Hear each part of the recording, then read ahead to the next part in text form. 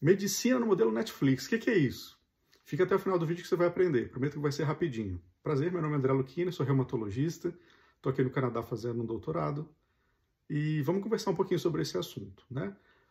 O nome técnico para essa história de modelo Netflix, eles chamam hoje de tecnofeudalismo. Tem um livro sobre isso, tem uma corrente de pensamento sobre isso. E nada mais é do que você pagar uma assinatura para usar um bem ou um serviço, né? O nome de tecnofeudalismo tem a ver com o feudalismo, antes do capitalismo, lá na Idade Média, na Europa, em que, por exemplo, os vassalos, né, que eram os servos, o pessoal da plebe que morava lá na terra do suzerano, que era o dono da terra, e para usar as dependências da terra, do feudo, né, o moinho do feudo, o forno do feudo, que era de propriedade do suzerano, pagavam para ele em formas de produção. Então eles iam trabalhar na terra do suzerano e pagavam com milho, trigo, enfim, ou pão pronto, né, para o suzerano para poder usar, para morar nas terras deles e usar as dependências do feudo.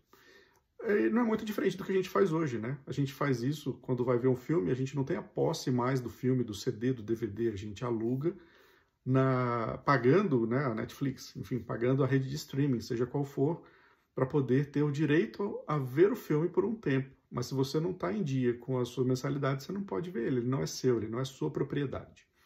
A ética judaico-cristã é meio a favor disso, né, porque ela prega o desapego aos bens materiais, mas isso não deixa de ser uma perda de direitos que a gente tem visto agora no capitalismo tardio, né? É uma crise que está acontecendo, é uma forma de aumentar os lucros, a margem de lucros, através do pagamento recorrente.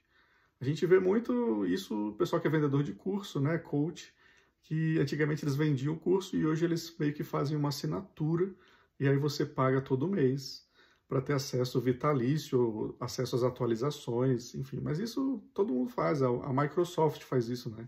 Quando você não tem o pirata, né? Quando você realmente tem que pagar pelo software, você paga todo ano a renovação, o antivírus é a mesma coisa. E isso na medicina, tem algumas empresas que já fazem isso, empresas de medicina do trabalho, que fazem um pacote de serviços e vendem para as empresas. O Einstein, por exemplo, que tem lá seus pacotes de prevenção, né, de check-up, cardiologista gosta muito disso, mas tem sido uma tendência que eu tenho visto, pelo menos fora do país, né, e funciona como um pagamento, como se fosse um pagamento de um seguro-saúde. Mesma coisa você pagar para o plano de saúde, só que você, por exemplo, paga para o seu médico, para o seu prestador de serviço. Eu, particularmente, sou um defensor dessa ideia, porque eu acho que a remuneração do profissional médico pelo plano de saúde não faz o menor sentido, nunca é justa, e o paciente é quem sai perdendo, né? Não só o profissional. Porque muitas vezes o profissional ele restringe o tempo que ele dedica para cada paciente, devido à remuneração, que simplesmente não faz o menor sentido, né? O plano de saúde ele é muito bom, sim, para internações, para exames complementares, mas para remuneração do prestador de serviço, e eu nem estou falando só do médico, né? Fisioterapeuta e outros profissionais da saúde envolvidos com atendimento direto ao paciente reclamam da mesma coisa, né? Então, a ideia é que, por exemplo, um paciente reumatológico que tem um retorno a cada 3 meses, ele teria 4 consultas no ano. Qualquer plano de saúde pagaria não mais do que R$100 por consulta, ou na média 100, talvez um pouco mais, um pouco menos, mas em média é isso. Se o profissional da medicina, o reumatologista, cobra num segmento o equivalente que seja aos 150, né, mas dividido em 12 meses, quer dizer, 150 vezes 4, então 600, mas o equivalente a isso, dividido em 12 meses, você tem então uma mensalidade que permite que não exista trabalho não remunerado, porque nessa conta pode ser acrescentado, inclusive, atendimento fora de horário pelo WhatsApp, que é muito comum e geralmente é uma reclamação muito comum de que ele é um trabalho não remunerado. Especialmente em obstetras e pediatras, acabam tendo que ser disponíveis para o paciente. Não dá para manter aquela distância, né, e não responder o WhatsApp. E mesmo a gente da reumato, quando tem, por exemplo, paciente lúpico em atividade, você tem que dar um cuidado diferenciado, né? O paciente correndo risco de morte mesmo, né? Nem que seja para dar aquela orientação, estar disponível para esclarecer as dúvidas, às vezes, de um plantonista que é clínico geral e não tem conhecimento a respeito da especialidade, daquele caso específico que você está acompanhando no consultório, e acaba sendo um trabalho que não tem nenhuma remuneração. A gente faz de boa vontade, né?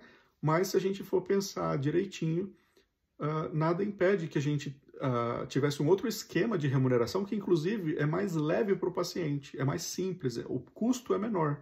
Além de ele ter um foco mais em prevenção, né? Porque, vamos dizer, você programa 4 consultas no mês, mas você pode ter mais, você pode antecipar o retorno.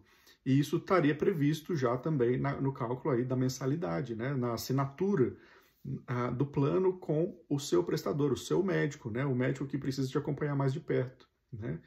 Eu não sei, gostaria de ouvir a opinião de vocês sobre isso, né? A gente está vendo isso acontecer. Não é nenhuma novidade, a medicina de família antigamente era assim, né? Era igual ter uma conta na padaria e o médico ficava à disposição. Precisou, liga e ele vai até de noite. A gente vê isso muito nos filmes, né? E esse esquema funcionava muito bem. E evitava que houvesse a terceirização, igual tem sido, né? O intermediário, na verdade. O plano de saúde hoje funciona como um intermediário na relação médico-paciente. E ele é um péssimo intermediário, né? Gostaria de saber de vocês, colegas médicos, o que vocês acham sobre isso, e vocês, pacientes. Qual a visão de vocês? Seria interessante pensar nesse tipo de atendimento? Qual seria um valor, né? E outra, a grande questão, se você tem um plano desse com o médico, o plano de saúde vai tirar o custo do pagamento dos prestadores, do custo do plano? Dificilmente, né? Mas deveria, porque se você quer só o plano para internações, para exames complementares e não para pagamento de consulta do profissional, o custo tem que ser diferenciado, tem que ser adequado, né?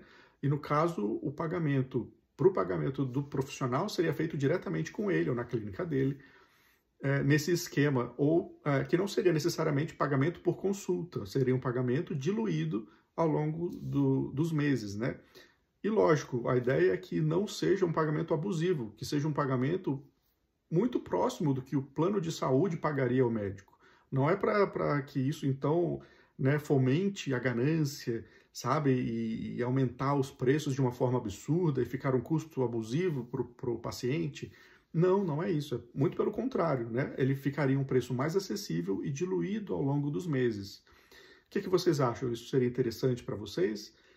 Comente aqui, por favor, nos comentários e obrigado pela atenção. Abraço.